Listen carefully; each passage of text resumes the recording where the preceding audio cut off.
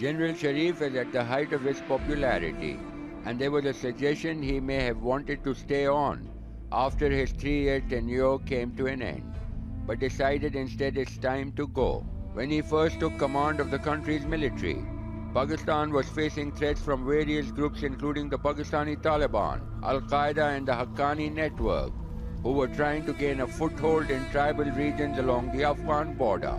From there, they planned attacks against the country's security forces and cross into Afghanistan to fight the US-led coalition. But in 2014, an attack on Karachi's international airport prompted Sharif to launch a major military operation in North Waziristan, despite fears it might backfire. But Sharif's operation was a success. We have achieved phenomenal success in uprooting the terrorist infrastructure from our soil.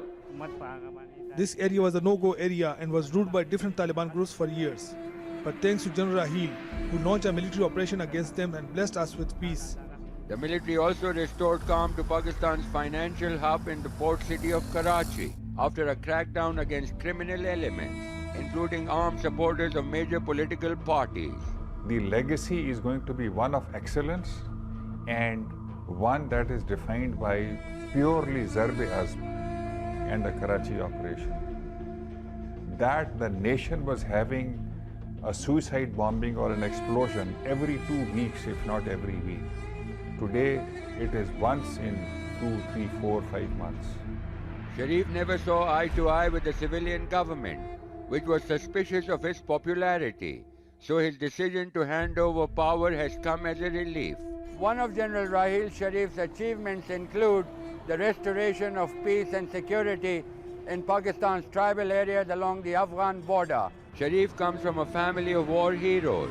Both his brother and uncles were killed in wars against India and awarded the highest medals of honor.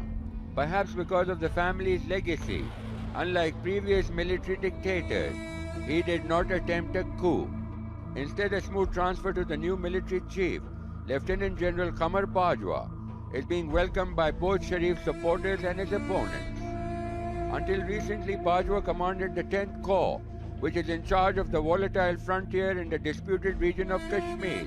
His appointment is seen as a clear message to India that Pakistan will continue to take ceasefire violations along the disputed borders seriously. No change then from the outgoing chief. Kamal Haider, Al Jazeera, in the Khyber Tribal Agency.